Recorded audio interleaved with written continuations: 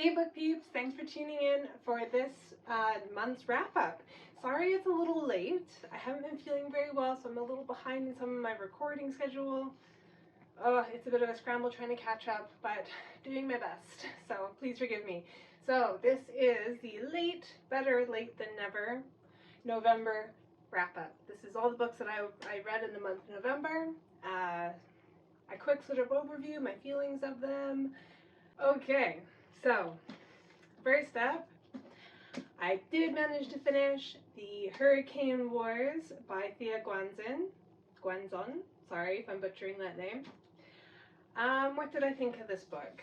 There was a lot of hype around it. It was quite anticipated. I got it purely based on aesthetics alone.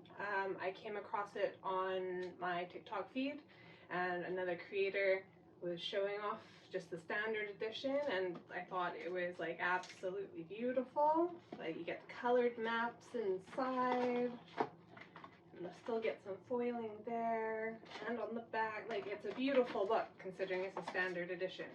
The story I found a little lacking. Like it's very much enemies to lovers and a very slow burn romance. Very slow. Like infuriatingly slow. That's probably my only complaint, is it's a bit too much of a slow burn. Like I enjoy like the build up and all the rest of it, but that kind of slow burn, it needs a little bit more. The female character is just dragging her heels a bit too much on certain things, like more than necessary, for sure. But overall, I think it's going to be an interesting series. I will continue reading it. And yes, Hurricane Wars, Thea Guanzon. The 30 Days in Paris by Veronica Henry. This is very much female traveling fiction, romance sort of deal. And honestly, it wasn't my cup of tea. But, like I said, I could see it being very enjoyable for the romance enthusiasts. One of my favorite reads of November, oh my gosh, The Midnight Library by Matt Haig. I know this is like old school TikTok at this point, but oh god, I read it and I fell in love. I absolutely fell in love, and I had to get the hardcover. And look, it's so cute. It has one of those really old school library card things in there. I think that's like amazing. Pretty sure the rest of the book's quite plain. Yeah, it's just a standard hardcover edition. But oh, it's so much fun, and like just parts of it. Oh, I had to tab because some of it is just, it's so beautifully written. So beautifully written. And I will be rereading this in the new year, I have no doubt. As Old as Time by Liz Braswell. So this is part of the Twisted Tales collection. It's a Disney book collection, like the ages of 8 and upwards. This is good for. And yeah, it's a fun little light read.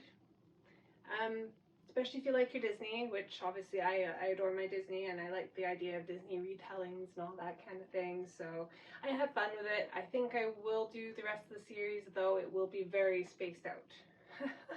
Because obviously like for the most part, we know the stories so well. There's just a few sort of, like in this one, it's a lot more backstory and like what if this happened, and it creates like a whole new kind of happily ever after scenario. I will get it out in the end. And yeah, overall enjoyable read. Ooh, okay.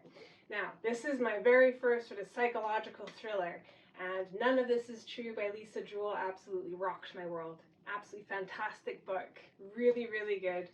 Especially if you're big into fantasy and you need kind of, I would call it a palate cleanser in the best possible way. It's not necessarily like a light read, but it's such a edge of your seat, thrilling read. It's fun to read, and because it's not fantasy, like your brain is not having to wrap around like a whole new world or political system and all that stuff. It's all based in modern day London. And yeah, I think you guys would absolutely love it. And I loved it.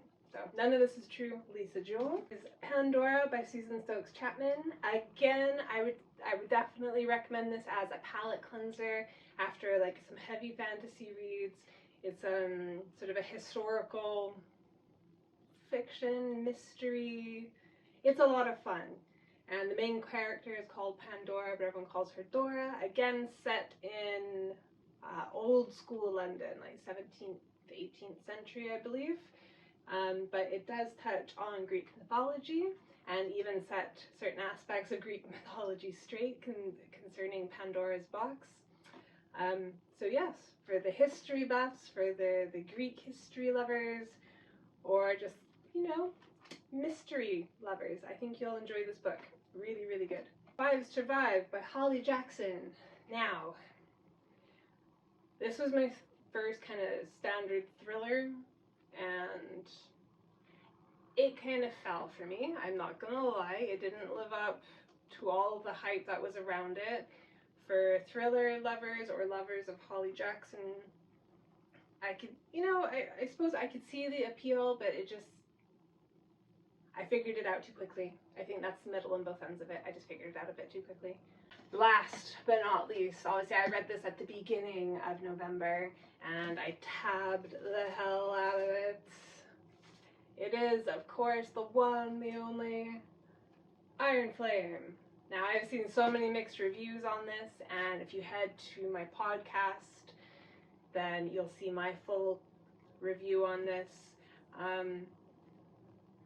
I personally, I love it. I didn't love it as much as Fourth Wing, but I did really, really enjoy it. There's a lot in there that is very necessary, but then there is also more than a couple chapters that I don't think are necessary because Vi just seems to hold a grudge for way too long.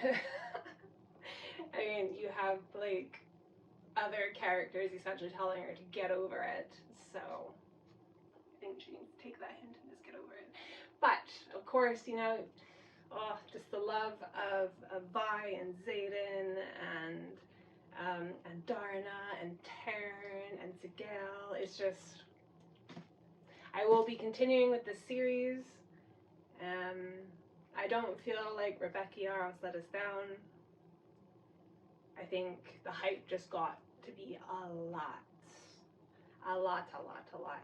And there's a few more books coming out into the series. I think there's like another, was it 3 books? I think it's supposed to be like a 5-book series. So yeah, I have good hopes for it.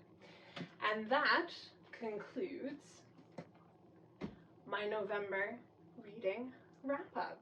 Thank you guys so much for tuning in. I hope you enjoyed it. Remember, smash that subscribe, the like, share. These are all free ways that you can support me and my channel, because I upload content like this every single week, 2 long form videos and shorts every single day. Also, feel free to hop onto my TikTok or my Instagram, where you get slightly early releases on certain things and where you can get involved with like the polls and the TBR picks. And I'm even doing some fun Christmas trivia questions, or Bookmas trivia, should I say. But yes, for now, that's it. Have an awesome day, and I will see you next time, my book peeps. Much love. Mwah.